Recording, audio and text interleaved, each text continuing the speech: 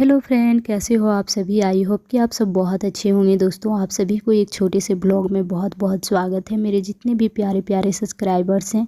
तो फ्रेंड्स, अभी मैं यहाँ पे नाश्ता बनाने के बाद बच्चों को नाश्ता करा दिया है और यहाँ पे गेहूँ धो रही हूँ।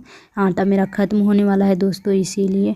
और ना फ्रेंड्स, मैं आज बहुत ज़्यादा परेशान हूँ 2 दिनों से। क्या करूँ, पहले मेरे बेटे का तबीयत ख़राब था, फिर छोटी वाली बेटी का हो गया और आज रात में मेरी बड़ी वाली बेटी को इतना तेज़ बुखार हो गया था कि मैं क्या बताऊं। भगवान ना जाने मुझे इतनी सारी प्रॉब्लम एक साथ क्यों दे देते हैं, जितना कि मैं बर्दाश्त नहीं कर सकती। मेरे अंदर इतनी सहन शक्ति नहीं है कि मैं ये सारी चीज़ें बर्दाश्त कर सकूं। क्या है कि जब बच्चों का तबीयत ख़राब होता है ना, तो बिल्कुल भी मैं नहीं ये हिम्मत कर पाती हूँ। और साथ में तीनों बच्चों का जब तबीयत ख़राब हो जाता है तो बिल्कुल भी नहीं। पता नहीं है ऐसा हमारे साथ क्यों होता है। मैं अपने बच्चों का बहुत ज़्यादा ध्यान रखती हूँ ठंड के मौसम में, टोपी, स्वेटर, जूते, मोजे, ये सारी चीज़ों का, फिर भी पता नहीं बच्चों का तबीयत क्यों ख़राब हो जाती है और उसकी वजह से मुझे बहुत परेशानी होती है।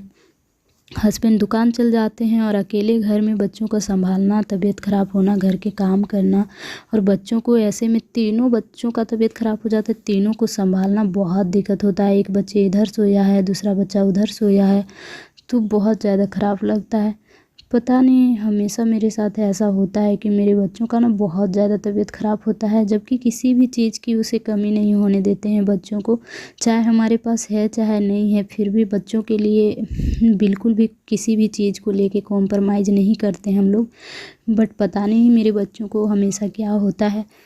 तो फ्रेंड्स, इसी वजह से मैं ना बहुत ज़्यादा परेशान हूँ। और यहाँ पे गेहूँ फैला रहे थे और मैंने डॉक्टर को कॉल भी किया है कि आके, और बच्चों को कल दवाई दिलाई थी तो बुखार छूट गया था। फिर अभी मॉर्निंग में मेरी छोटी वाली बेटी को इतना तेज़ बुखार है।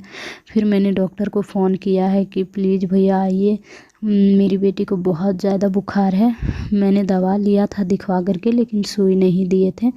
और क्या है कि मेरे घर से ना जो रांची है, मैं हॉस्पिटल ले जाती बच्चों को, लेकिन थोड़ा दूर होता है और तीनों बच्चों को ले जाना इम्पॉसिबल है। तो इसी वजह से मैं सोची अभी जो गांव में डॉक्टर होते हैं उन लोगों से दवा दिला देती हूँ और सुई वगैरह, और फिर अगर नहीं ठीक हुआ तो फिर मैं ले जाऊँगी। और यहाँ देख सकते हैं धूप में बैठी हुई है, बिल्कुल भी ना बोलती है ना कुछ करती है, शांत से बैठी हुई रहती है कहीं भी एक साइड में, जबकि बहुत चुलबुली है। और बेटा यहाँ सो गया है, रात में खांस रहा था ना, तो अच्छे से नींद नहीं ले पाया है वो। और फिर मैं सोची बच्चे सो रहे हैं तो मैं कपड़े धो लेती हूँ। फिर मैंने कपड़े धोए और भैया आ गए थे, तो फिर मैंने यहाँ पे बुखार जो था वो मैं यहाँ पे चेक करा दे रही थी, ताकि मतलब कितनी है। तो बेटी का 110 डिग्री बुखार था और बेटा का बुखार बिल्कुल भी नहीं है, उसका बुखार उतर गया है। तो मैं यहाँ पे छोटी वाली बेटी को डॉक्टर बोले कि सुई देना पड़ेगा। तो फ्रेंड्स, यहाँ पे पकड़े हुए हैं मेरी बेटी, यहाँ खाटिया जो होता है ना उसमें सोई हुई है। तो मेरी बेटी यहाँ वीडियो ले रही थी बड़ी वाली, लेकिन अच्छे से नहीं ले पाई है। तो देख सकते हैं आप सब, वो नहीं दिख रही है, लेकिन हम और ये मेरे भैंसुर बेटा हैं जो कि पकड़े थे, फिर उन्होंने गोद में लेके, देख सकते हैं कैसे रो रही है।